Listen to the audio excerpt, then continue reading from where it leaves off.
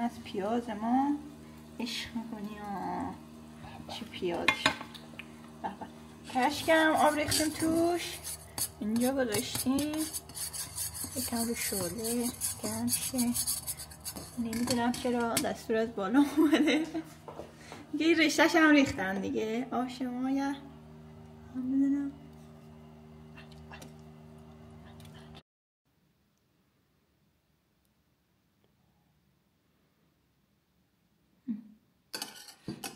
بگو نخور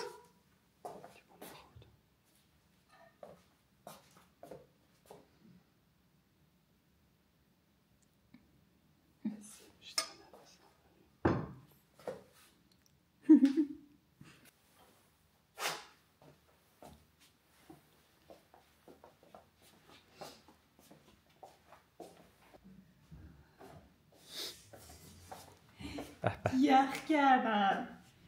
چطور بود؟ نمیدونم خودم ببریم به نظره؟ آره به نظرم این نبشیه هم ببریم همین که کنارمونه دیگه الان برنامه‌مون این بود که 10 تا خانواده رو بدیم 3 تا رو دادیم الان دیگه یخ کردیم پشیمون شدیم دیگه ضروری هم نیست آخه 10 تا خانواده مثلا 3-4 تا این ور 1-2 تا اون ور 3-4 تا رو بردیم نبود یکیشون نبود یکیشون 2 تاشون نه دیگه فقط یکیشون نبود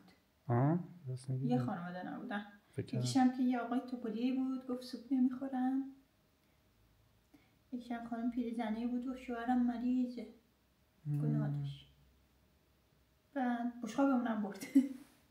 بشقاب خوشگلا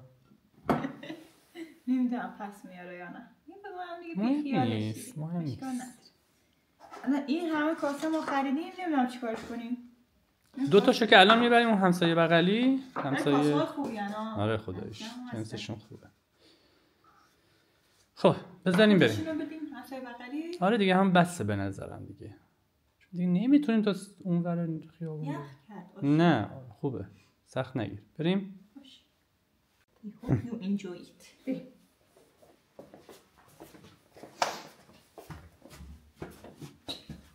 باز من کفشم در بود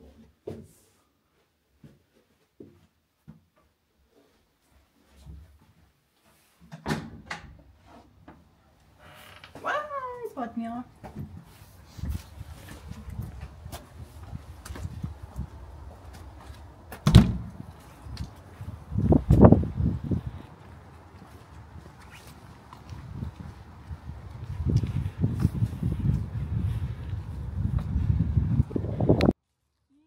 اینا هم بشقاب ما رو بردن چیکار کنیم؟ من دیگه نمیبرم بشقابمون تموم شد من 2 تا بشقاب دست دادیم امروز خیلی ناراحتم بابت این قضیه هیچ تمایل ندارم با همسایه‌ها ارتباط برقرار کنم نه اینا باحال بودن این گفت دوست دخترمه فلانه